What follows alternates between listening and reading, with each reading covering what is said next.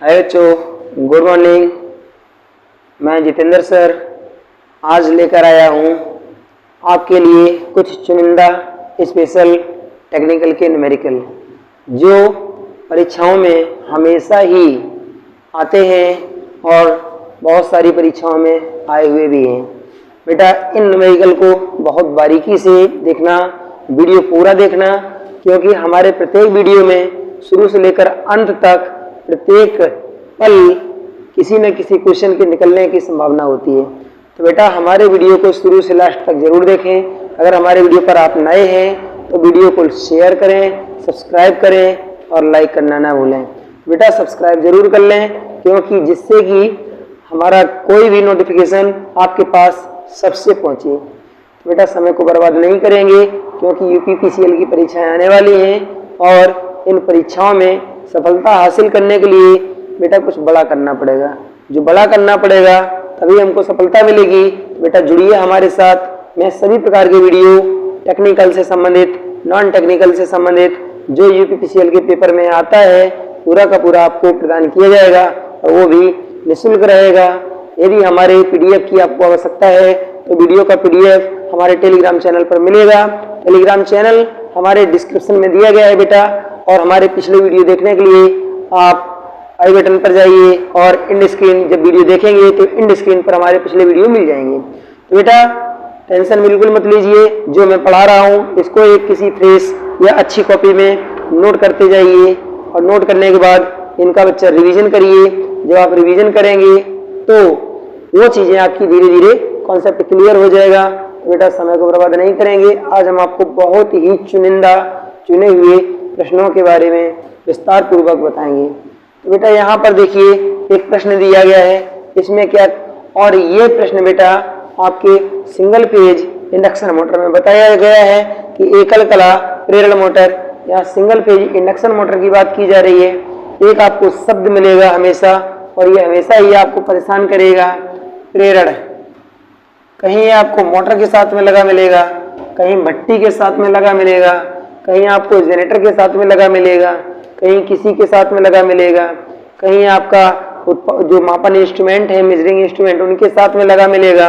तो बच्चा जहां कहीं भी अगर आपको प्रेरण शब्द ये मिल जाए, यहाँ पर देखना जरा ध्यान से, जो ये शब्द है किस नाम का बच्चा, ये प्रेरण नाम का जो शब्द है, ये शब्द अगर कहीं भी आपको लिखा मिले और पूछा जाए कि परिपथ या वो उपयंत्र जो है वो किससे संबंधित है, तो बेटा प्रेरण से संबंधित हमेशा इंस्ट्रूमेंट एसी के होते हैं। यदि आपको प्रेरण शब्द के अतिरिक्त आपको एमसी या पीएमसी या पीएमएमसी इस टाइप के शब्द मिले तो बच्चा इनका मतलब होता है, ये एम से मतलब हर जगह मूविंग होता है, मूविंग मतलब होता है गतिशील कुंडली या मूविंग कॉइल। जब ये शब्द अगर आपको कहीं भी दिखाई दे तो बच्चा वो परिपथ डीसी से संबंधित होता है, वो इंस्ट्रूमेंट डीसी पर कार्यरत होता है। तो बेटा यहाँ पर चलते हैं, यहाँ पर प्रेरण मोटर की बात किया है। तो जो इंडक्शन मोटर है, इंडक्शन मोटर जनरली जो फैराडे के इलेक्ट्रोमैग्नेटिक इंडक्शन मतलब फैराडे के विद्युत चुंबकीय प्रेरण के सिद्धांत पर कार्य करता है और इस सिद्धांत पर मशीन चलती है। बच्चा याद रखना, फैराडे के इलेक्ट्रोमैग्नेटिक इंडक्शन, फैराडे के विद्युत चुंबकीय प्रेरण के सिद्धांत पर मोटर, ट्रांसफार्मर, सिंगल फेज और 3 फेज सभी मोटरें कार्य करती हैं। बेटा एकल फेज जो मोटर होती हैं इनको अन्य किस नाम से जाना जाता है? बच्चा एकल फेज मोटर को पोनी फेज भी कहा जाता है, पोनी फेज भी कहा जाता है, और इन्हीं मोटरों को एफएचपी मोटर भी कहा जाता है, एफएचपी मोटर भी कहा जाता है। एफएचपी का मतलब होता है फ्रिक्शनल हॉर्स पावर होता है ये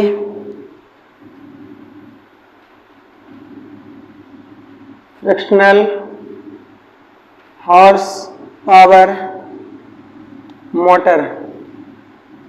तो बेटा फ्रिक्शनल हॉर्स पावर मोटर इसका मतलब होता है कि आंशिक अश्व शक्ति की मोटरें, आंशिक अश्व शक्ति की मोटरें। आपके यूपीपीसीएल के पेपर में बच्चा 2018 में पूछा गया था कि जो छोटी मोटरें होती हैं, प्रेरण मोटरें, उनको अन्य किस नाम से जाना जाता है। तो बेटा यहाँ पर FHP मोटर क्वेश्चन जो ऑप्शन होते हैं उसमें दिया गया था। अब चलते हैं। तो बेटा AC जो सिंगल फेज की AC मोटर होती है, ये बहुत सी होती हैं। इनमें कुछ मोटरें कम्यूटेटर आधारित होती हैं, कुछ मोटरें कैपेसिटर स्टार्ट होती हैं, कुछ मोटरें आपकी शेडेड पोल टाइप की होती हैं, कुछ मोटरें सिंक्रोनस होती हैं और कुछ मोटरें कम्यूटेटर से परिचालित की जाती हैं। तो सिंगल फेज इंडक्शन मोटर का पर्टिकुलर वीडियो मैं आपको अलग से प्रदान करूंगा बेटा। यहाँ पर न्यूमेरिकल के बारे में विस्तार पूर्वक जानते हैं। बच्चा यहाँ पर जो ये ध्रुव है ये होते हैं P। तो P बराबर यहाँ पर 4 दिया गया है। आवृत्ति जो फ्रिक्वेंसी जिसको कहते हैं, ये भारत की मानक आवृत्ति 50 हर्ट्ज है और ज्यादातर प्रश्नों में यहाँ पर यही प्रदान किया जाता है। जबकि यहाँ जो गति दी गई है बच्चा, यहाँ पर जो गति दी गई है ये रोटर की स्पीड है और ये आपकी 1350 RPM की दी गई है। तो बच्चा यहाँ पर हम सबसे पहले क्या करते हैं, सबसे पहले इन दोनों की सहायता से NS का वैल्यू निकालते हैं। NS का मतलब होता है बेटा तुल्यकाली गति, और इसी को हम कहते हैं सिंक्रोनस स्पीड, जो कि किसकी स्पीड होती है बच्चा, ये स्टेटर के फ्लक्स की गति होती है। स्टेटर के फ्लक्स की गति जो होती है वो तुल्यकाली गति होती है, जबकि जो रोटर की गति होती है ये आपकी स्टेटर के फ्लक्स गति से बच्चा हमेशा कम होती है और इसको NR के द्वारा प्रदर्शित किया जाता है। जब आपको ध्रुवों की संख्या 4 मिलेगी और फ्रीक्वेंसी 50 हर्ट्ज मिलेगी तो बेटा यहाँ से आपसे पश्च पथांतर पूछा गया है। पश्च पथांतर को निकालने के लिए सबसे पहले आपको स्लिप जो आपकी स्लिप या पथांतर है उसको ज्ञात करना होगा। उसको ज्ञात करने से पहले बेटा आपको ज्ञात करना होगा एक स्पीड, कौन सी, NS।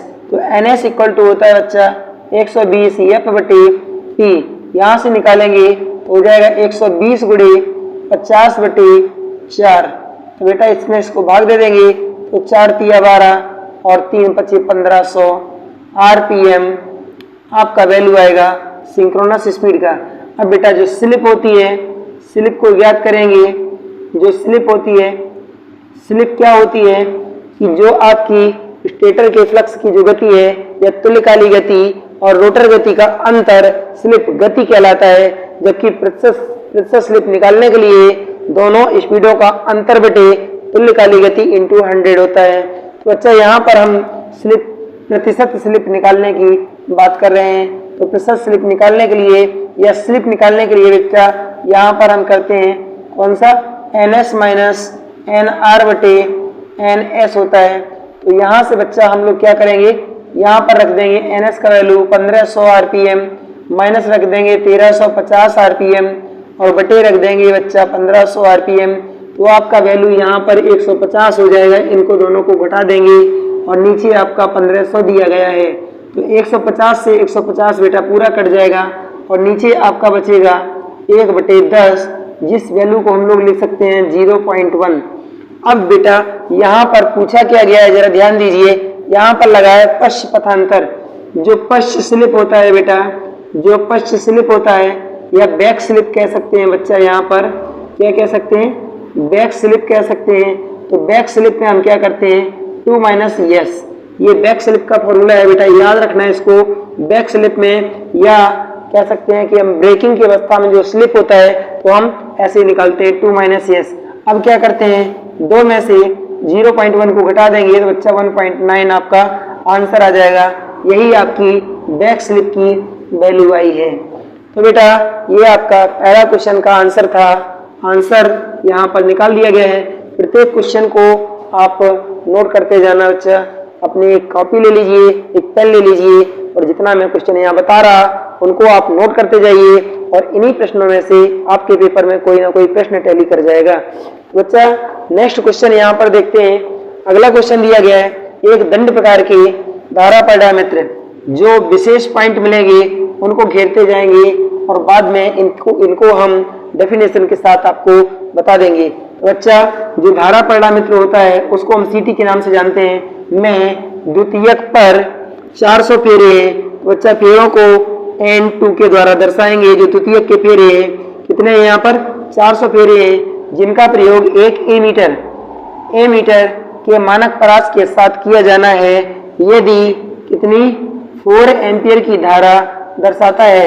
ये 4 एम्पियर की धारा कौन दर्शाता है, ए मीटर दर्शाता है। ए मीटर बेटा यहाँ पर द्वितीयक में लगा है, तो ये करंट आपकी सेकेंडरी की हो गई, ठीक है ना। तो बसबार धारा, तो बच्चा बसबार धारा जो होगी ये होगी आपकी प्राइमरी की धारा। इसको I1 इक्वल टू काउंट करना है। इस प्रश्न को एक बार फिर से पढ़ेंगे। लिखा है एक दंड प्रकार के धारा परिणामित्र सीटी में इसके द्वितीयक पर 400 फेरे हैं, जिनका प्रयोग एमीटर के मानक परास के साथ किया जाना है यदि 4 एम्पियर की धारा दर्शाता है तो बसबार धारा का मान ज्ञात कीजिए। तो बेटा यहाँ पर हम क्या करते हैं, इस प्रश्न को सॉल्व करने के लिए सबसे पहले रूपांतरण अनुपात लगाते हैं। रूपांतरण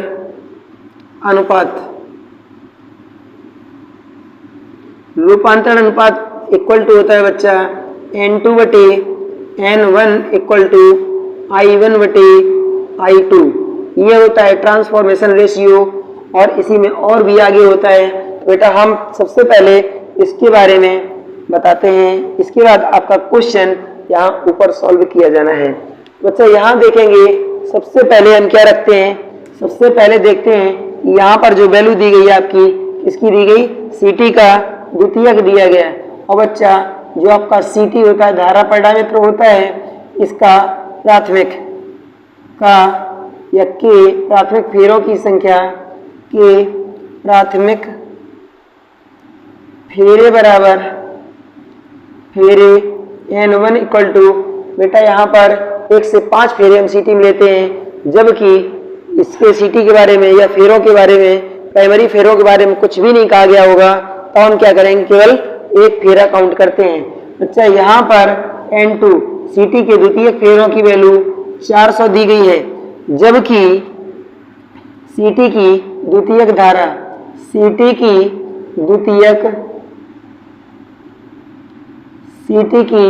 द्वितीयक धारा I1 बराबर 4 एम्पियर दी गई है, और यहाँ पर I2 बराबर प्राथमिक धारा या बसबार धारा की गणना करने के लिए बोला है। तो बेटा हमको ये चीज ज्ञात करनी है। स्पेस थोड़ा कम है, ऊपर वाले प्रश्न को हटा रहे हैं और यहाँ पर आपके इस क्वेश्चन का जवाब दे रहे हैं। तो बच्चा यहाँ पर प्रत्येक प्रश्न को आप नोट करते जाएंगे। तो जो क्वेश्चन आपका क्वेश्चन नंबर 2 है, बच्चा क्वेश्चन नंबर 2 को ऊपर सॉल्व किया जा रहा है। सबसे पहले रूपांतरण अनुपात को नोट करेंगे। ये हो जाएगा आपका N2 बटे N1 equal to I1 upon I2, जिसका वैल्यू दिया गया है बच्चा यहाँ पर वैल्यू सेट करेंगे। N2 का मान दिया गया है बेटा 400, N1 का मान दिया गया है 1, यहाँ N2 का मान और N1 का मान हो गया। इसके बाद I1 का मान बेटा ये दिया गया है 4 एम्पियर, तो I1 का मान रख देंगे 4 एम्पियर, और इसके बाद I2 का मान जो है ये बेटा ज्ञात करना है। यहाँ वैल्यू उलट करके देखते हैं बच्चा, यहाँ पर I1 का मान आपको ज्ञात करना है और I2 का मान 4 दिया गया है। I2 जो है ये 4 दी गई है और I1 मतलब आपको क्या, बसबार की धारा ज्ञात करनी है, और बसबार सीटी के प्राइमरी में लगा होता है। अब क्या करेंगे, 1 का मल्टीप्लाई कर देंगे I1 में और 4 का मल्टीप्लाई कर देंगे आपका इसमें 4 में, ये हो जाएगा आपका 1600 एम्पियर। तो बेटा I का जो वैल्यू है ये आपका आ गया 1600 एम्पियर। तो बसबार धारा कितनी हो जाएगी बच्चा, बसबार धारा बराबर आपकी हो जाएगी 1600 एम्पियर। बसबार की जो धारा हो जाएगी बेटा कितनी हो जाएगी, 1600 एम्पियर। अब चलते हैं इस प्रश्न का सॉल्यूशन आप अपनी कॉपी में नोट कर लीजिए। अब चलते हैं, इसमें कुछ विशेष पैरामीटर दिए गए हैं जैसे कि सीटी, एमीटर और बसबार, इनके बारे में विस्तार पूर्वक चर्चा की जाती है और आप इनको बहुत बारीकी से सुनते जाइए और अपनी कॉपी में भी नोट कर लेना। तो बच्चा यहाँ पर सबसे पहले जानते हैं किसके बारे में, धारा पैरामीटर के बारे में। यहाँ हेडिंग डालते हैं एक सीटी। तो सीटी क्या होती है बेटा, जो सीटी होती है इसको हम धारा पैरामीटर भी कहते हैं, पैरामीटर या करंट ट्रांसफार्मर भी इसी को कहा जाता है। तो बेटा सीटी की प्राथमिक जो होती है, प्राथमिक जो सीटी की प्राथमिक होती है इसमें फेरे जो होते हैं, प्राथमिक में फेरे होते हैं 1 से 5, जबकि द्वितीयक में, जबकि सेकेंडरी में फेरे जो हैं, सेकेंडरी में फेरे बहुत अधिक होते हैं, बहुत अधिक होते हैं, अधिक होते हैं।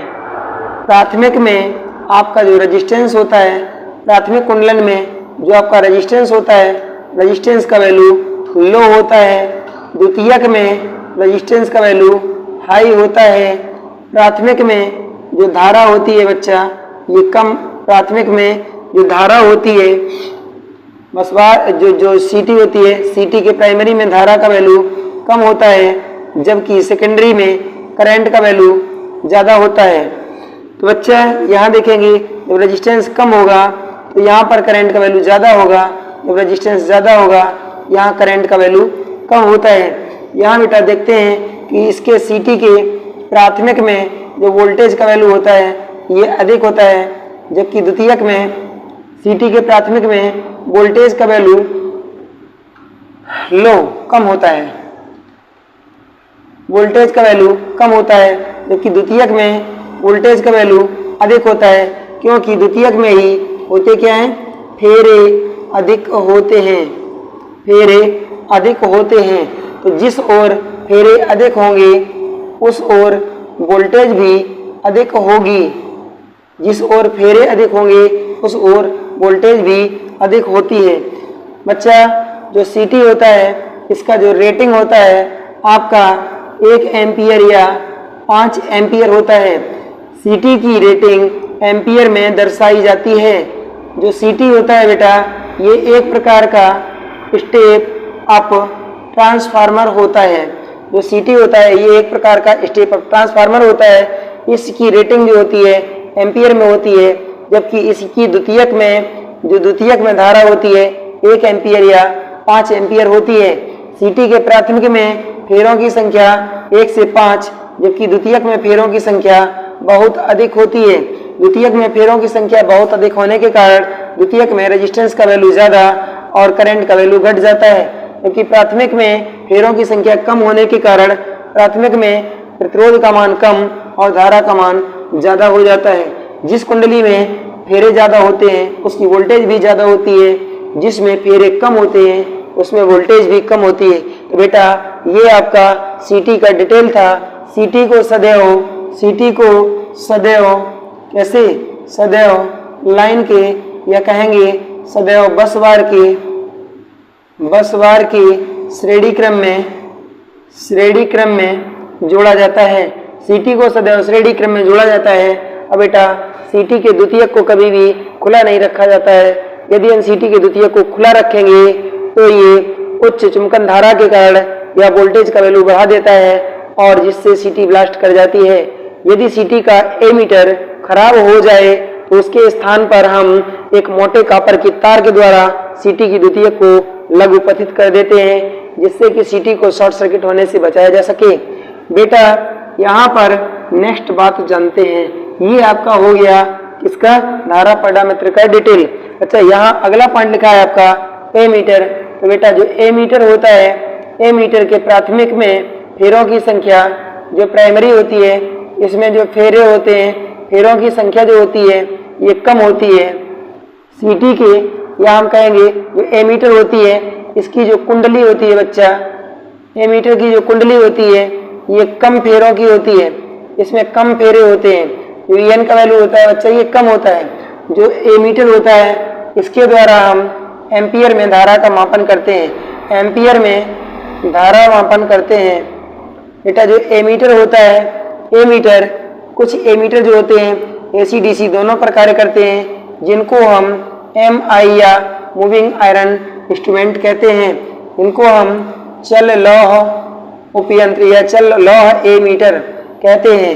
कुछ एमीटर जो होते हैं ये केवल डीसी पर कार्य करते हैं, इनको PMMC instrument permanent magnet moving coil, ठीक है ना, स्थायी चुंबक चल कुंडली इंस्ट्रूमेंट भी कहते हैं। बेटा जो एमीटर होता है इसका रेटिंग एम्पियर में प्रदान किया जाता है। एमीटर को सदैव हम किसमें श्रेणी क्रम में, परिपथ के श्रेणी क्रम में संयोजित करते हैं। एमीटर के द्वारा केवल धारा ज्ञात की जा सकती है। एमीटर को वोल्टमीटर में चेंज करने के लिए हम गुणक का उपयोग करते हैं। एमीटर को वोल्टमीटर में बदलने के लिए हम मल्टीप्लायर का उपयोग करते हैं। जबकि एमीटर की क्या रेंज बढ़ाने के लिए बेटा, एमीटर की रेंज बढ़ाने के लिए हम किसका, शंट का उपयोग करते हैं। एमीटर को वोल्टमीटर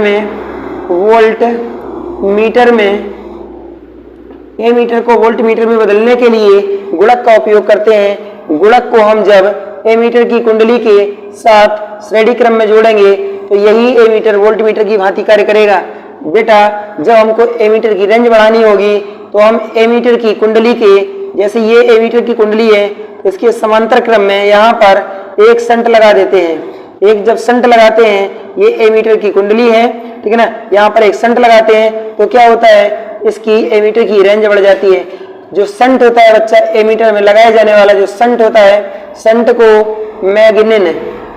मैग्निन के द्वारा बनाया जाता है। बच्चा ये आपका एमीटर का पूर्ण रूप से डिटेल है। एक बार फिर से देखते हैं। एमीटर के द्वारा, एमीटर की जो कुंडली होती है ये कम फेरों की बनी होती है। एमीटर के द्वारा एम्पियर में धारा का मापन किया जाता है। बच्चा एमीटर एसी डीसी पर जब कार्य कर रहा होगा तो उसको एमआई इंस्ट्रूमेंट कहते हैं। बच्चा एमआई इंस्ट्रूमेंट का संकेत आपको कुछ इस प्रकार से मिलेगा। इस प्रकार से एमआई इंस्ट्रूमेंट का संकेत होता है। जबकि कुछ एमीटर जो होते हैं बच्चा वो डीसी पर कार्य करते हैं, जिसको पीएमएमसी या एमीटर कहते हैं। पीएमएमसी इंस्ट्रूमेंट का डिवाइस जो होता है उसका संकेत बेटा ये होता है, ये पीएमएमसी से संबंधित और ये आपका एमआई से संबंधित है। एमआई मतलब होता है मूविंग आयरन या चल लौह। पीएमएमसी का मतलब होता है परमानेंट मैग्नेट मूविंग कॉइल, मतलब स्थायी चुंबक चल कुंडली। इसके बाद एमीटर की रेटिंग एम्पियर में प्रदान की जाती है।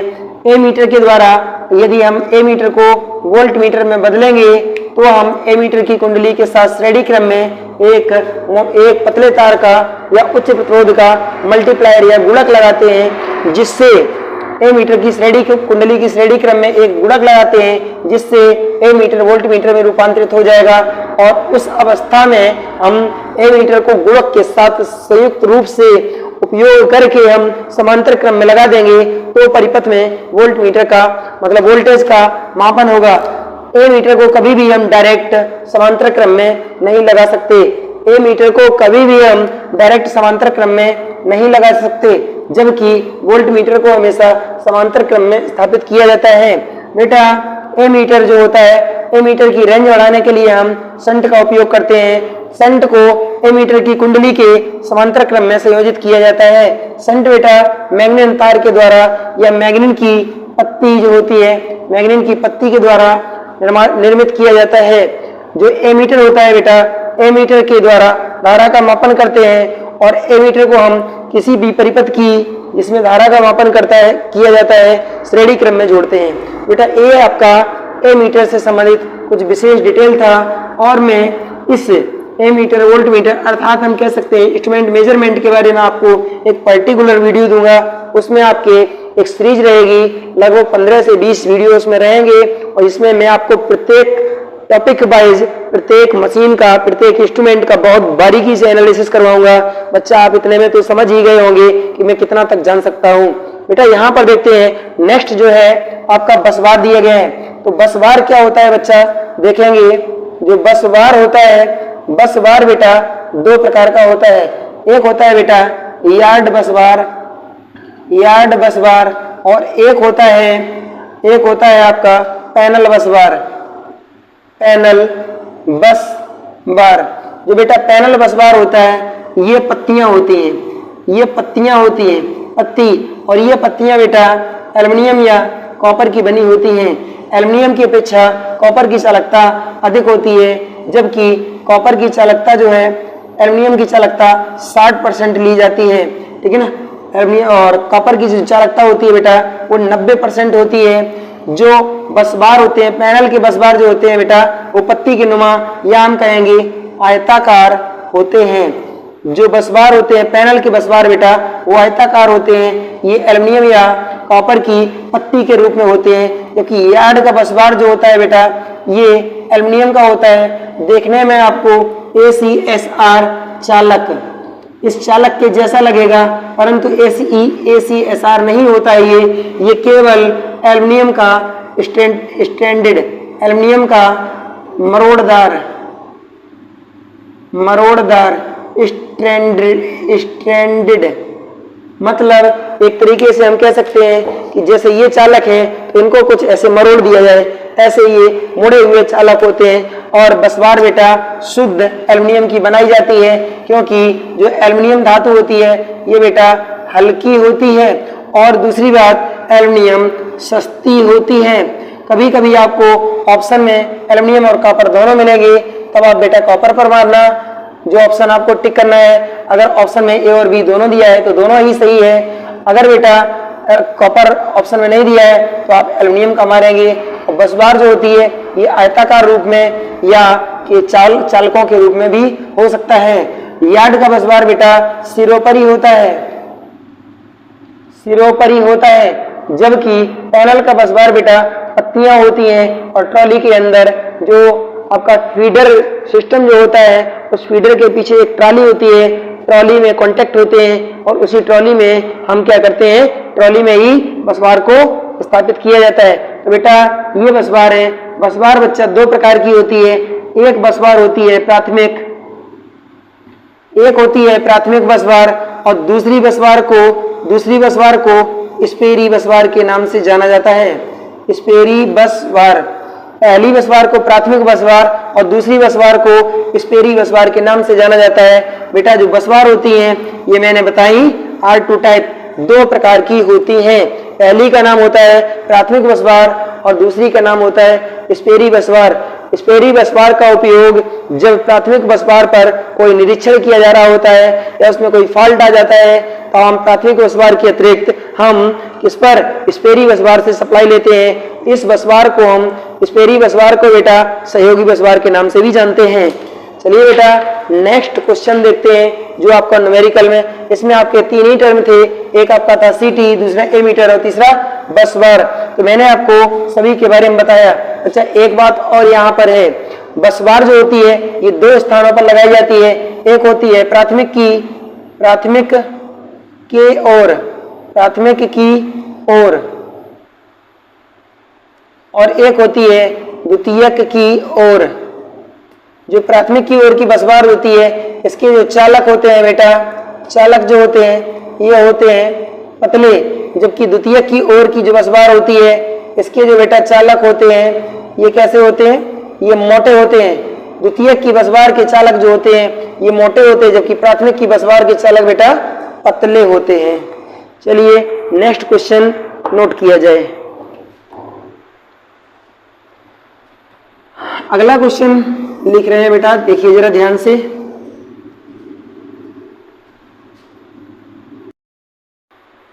तो बेटा नेक्स्ट हमारा क्वेश्चन है क्वेश्चन नंबर 3।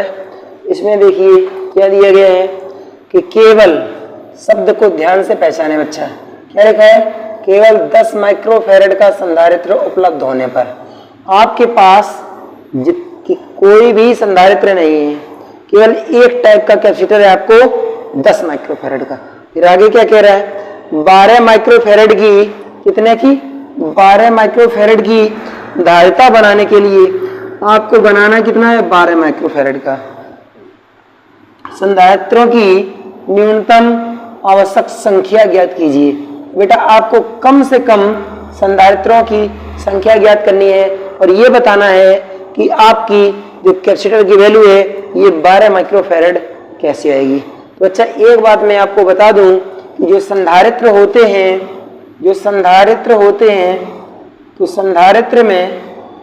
संधारित्र में श्रेणी का जो क्रम होता है ये श्रेणी का जो क्रम होता है 1/c equal to 1/c1 plus 1/c2 plus 1/c3 dot dot, ये श्रेणी होती है।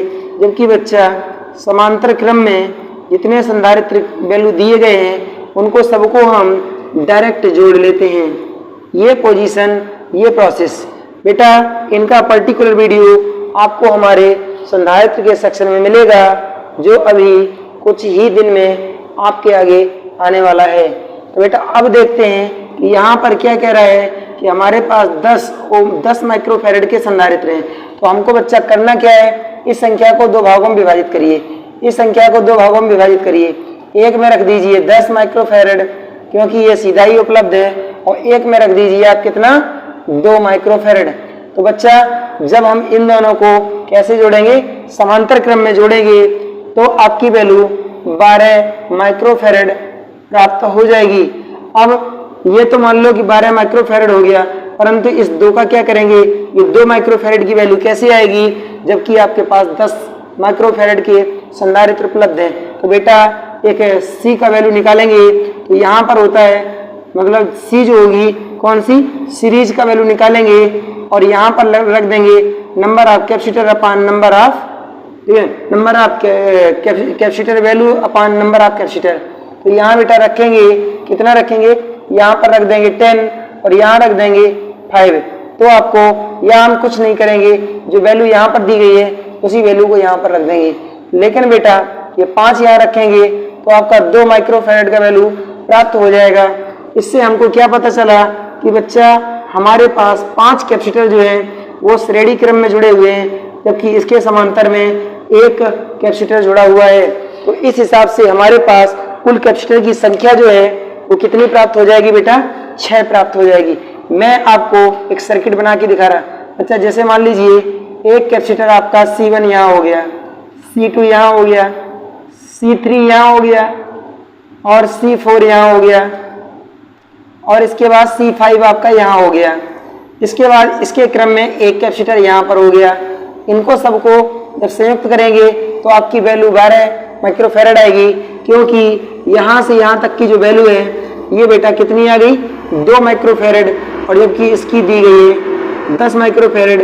तो इनको काउंट कर लेंगे बच्चा, 1 2 3 4 5 6, कुल मिलाकर के 5 यहाँ है और 1 यहाँ है, तो कुल मिलाकर के 6 कैपेसिटर, 6 संधारित्र आपके परिपथ में लगेंगे।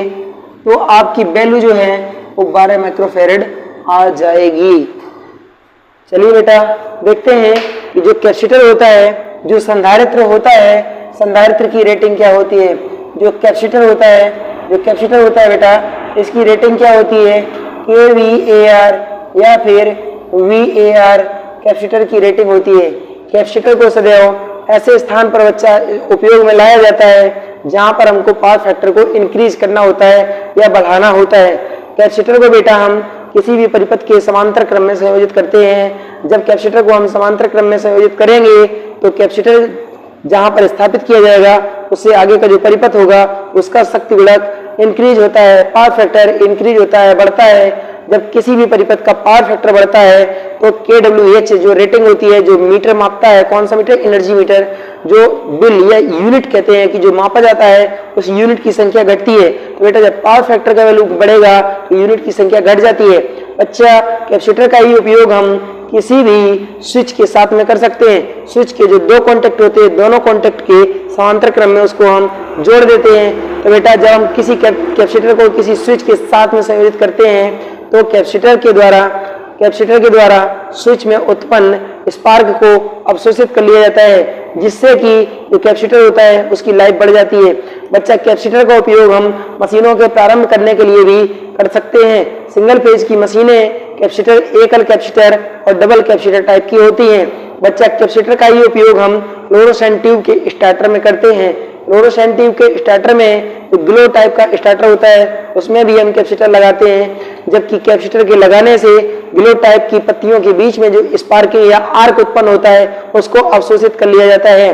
बेटा जो फ्लोरोसेंट ट्यूब होती है, जो लंबी वाली व्हाइट कलर की जो ट्यूब होती है, उस ट्यूब के परिपथ के समांतर क्रम में भी कैपेसिटर को संयोजित किया जाता है, जिससे ट्यूब के पूरे सिस्टम का पावर फैक्टर बढ़ जाता है। तो बेटा मशीनों को प्रारंभ करने के लिए फ्लोरोसेंट ट्यूब में स्विच के साथ और पूरे संचरण तंत्र का आर फैक्टर और उपभोक्ता के परिसर में भी कैपेसिटर उपयोग में लाए जाते हैं। बेटा कैपेसिटर कई टाइप के होते हैं, जिनमें से कुछ कैपेसिटर मेटल के होते हैं, इनमें से माइका युक्त कैपेसिटर होता है, पीवीसी कैपेसिटर होता है, इसके बाद सिरेमिक कैपेसिटर होता है, इसके बाद बेटा आपका सिरेमिक के बाद और बहुत सारे कैपेसिटर होते हैं जिनका उपयोग वर्तमान में इलेक्ट्रोलाइटिक कैपेसिटर होता है। बच्चा जो इलेक्ट्रोलाइटिक के अतिरिक्त अन्य जितने भी कैपेसिटर हैं उनको हम केवल एसी पर उपयोग में लेते हैं, क्योंकि इलेक्ट्रोलाइटिक जो कैपेसिटर होता है विद्युत अपघटनीय प्रारूपी, इसका उपयोग हम एसी और डीसी दोनों पर कर सकते हैं, परंतु एसी पर विद्युत अपघटनीय कैपेसिटर का उपयोग बहुत कम समय के लिए किया जाता है। बेटा विद्युत अपघटनीय प्रारूपी कैपेसिटर का उपयोग से हम विद्युत अपघटनीय इलेक्ट्रोलाइटिक कैपेसिटर के उपयोग से ही हम आपकी डबल कैपेसिटर मोटर को प्रारंभ करते हैं। बेटा इलेक्ट्रोलाइटिक कैपेसिटर का ही उपयोग इलेक्ट्रॉनिक सर्किट में किया जाता है। बच्चा नेक्स्ट क्वेश्चन जो यहाँ दिया गया है इस क्वेश्चन के बारे में समझते हैं। ये क्वेश्चन आपका मैग्नेट से संबंधित है, जबकि ये क्वेश्चन आपका कैपेसिटर से रिलेटेड था। तो बेटा यहाँ पर दिया गया है कि 500 एम्पियर टर्न। बेटा एक बात याद रखना, एम्पियर टर्न जो होता है ये कहाँ से बनता है, पहले क्वेश्चन पढ़ते हैं फिर इसका डिटेल जानते हैं।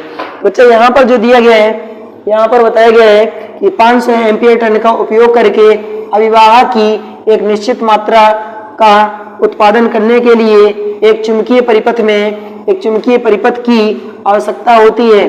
200 बर्तन और आर प्रतिरोध वाली एक उत्तेजक कुंडली 60 वोल्ट प्रयुक्त किया जाता है। आर का मान ज्ञात करें। बेटा यहाँ पर सबसे पहले बनाते हैं एक परिपथ बनाते हैं जिसको हम कहते हैं परिनालिका। जब परिनालिका यहाँ बनाई जाएगी तो बच्चा यहाँ पर होगा आपका कुंडलन। बेटा परिनालिका का व्यास कम और लंबाई अधिक होती है। मैंने क्या बताया, व्यास जो होता है इसका ये कम होता है, जो लेंथ होती है ये अधिक होती है। ये परिनालिका का गुण है। तो बच्चा यहाँ पर इस हिसाब से आपका ये परिपथ बनेगा और इसमें प्रवाहित होने वाली धारा यहाँ पर आई होगी, यहाँ फेरों की संख्या होगी बेटा n। तो इस स्थिति में होगा क्या, यहाँ से जो फ्लक्स निकलेगा ये रोटेट होकर के इसके अंदर जाएगा, तो इधर से जो फ्लक्स निकलेगा ये रोटेट होकर के अंदर जाएगा।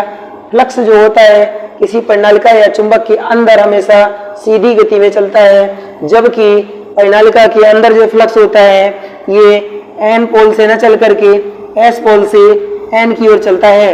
जबकि जो परिनालिका होती है या वायु में जो फ्लक्स चलता है यह हमेशा n ध्रुव से लेकर के और s ध्रुव की ओर गति करता है।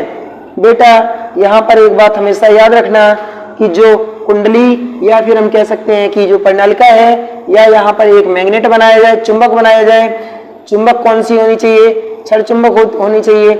इसमें जो फ्लक्स होता है ये वायु माध्यम में जाकर के और s पोल की ओर जाता है, n से निकल करके वायु माध्यम से होकर के s पोल की ओर जाता है। जबकि जो मैग्नेट हो या परिनालिका हो इनमें जो फ्लक्स होगा ये तनी हुई डोरियों के समान व्यवहार करता है। बेटा फ्लक्स कभी भी, जो फ्लक्स की बल रेखाएं होती हैं ये कभी भी एक दूसरे को क्रॉस नहीं करती हैं, क्योंकि फ्लक्स की बल रेखाओं के बीच में बेटा प्रतिकर्षण होता है, इसलिए ये बल रेखाएं आपस में एक दूसरे को नहीं काटती हैं। तो बच्चा यहाँ पर देखते हैं कि जो आपका ये जो फ्लक्स बन रहा है ये फ्लक्स कैसे उत्पन्न हो रहा है। तो जो आपका जो ये एन पॉइंट है ये क्या है, ये नॉर्थ पोल है, ये क्या है, ये साउथ पोल है, ये क्या है बेटा, ये फेरे हैं। तो आप क्या करते हैं, जो यहाँ से जो बल उत्पन्न होगा इसको बच्चा हम, क्योंकि ये विद्युत है और इसके द्वारा ये चुंबकीय बल निकल रहा है, तो इसको बेटा हम MMF के नाम से जानते हैं। क्या कहते हैं इसको, MMF के नाम से जानते हैं। ये MMF किससे आपको प्राप्त हुआ, N से और I से, इन दोनों का बच्चा यहाँ पर मल्टीप्लाई कर लिया जाता है। यहाँ पर इनका दोनों का हम मल्टीप्लाई कर लेते हैं, यहाँ हो जाएगा आपका IN। और अब इसी का जो ये MMF है बेटा इसी को कहा जाता है मैग्नेटोमोटिव फोर्स या चुंबकीय वाहक बल, ठीक है ना, चुंबकीय वाहक बल कहा जाता है। और इसका मात्रक बच्चा एम्पियर टर्न होता है। इसी को हम या गिलवर्ट के नाम से भी जानते हैं, गिलवर्ट के नाम से भी इसी को जाना जाता है। जो चुंबकीय वाहक बल होता है इसका मात्रक एम्पियर टन या गिलबर्ट होता है। एमएमएफ इक्वल टू होता है NI। अब बेटा क्वेश्चन को सॉल्व करने की बारी आती है। क्वेश्चन को जब सॉल्व करने की बारी आती है तो बेटा इसको हम लिखते हैं कि जो एमएमएफ होता है एमएमएफ इक्वल टू N या I या IN होता है। अब हम क्या करेंगे, जो एमएमएफ होता है MMF R आपका कहाँ मिलेगा बच्चा, ओम के नियम में मैंने पढ़ाया था I इक्वल टू V/R होता है और यहाँ पर N आपका लिख दिया जाएगा। अच्छा यहाँ पर एमएमएफ का वैल्यू एम्पियर टन में मैंने भी मात्रक बताया एम्पियर टन होता है तो ये 500 दिया गया है। तो बच्चा यहाँ पर हम रख देंगे सीधे 500 इक्वल टू वोल्टेज का वैल्यू यहीं कहीं दिया होगा, ये दिया है 60, तो बेटा यहाँ पर 60 रख देंगे बटे R का वैल्यू पूछा है और फेरों की संख्या बच्चा ये 200 दी गई है तो यहाँ पर 200 पूरा रख देंगे। अब क्या करेंगे, इनकी वैल्यू को हम कैंसिल कर देंगे तो बच्चा R का मल्टीप्लाई इधर और 5 का हम यहाँ डिवाइड कर देंगे तो बच्चा आपका जो वैल्यू आएगा ये आएगा R इक्वल टू 60 गुणे 2 बटे 5, 5 से इसको कैंसिल कर देंगे बच्चा 12 आएगा तो R इक्वल टू आपका आ जाएगा 24 ओम। यही आपका इस प्रश्न का आंसर है जो पूछा गया था।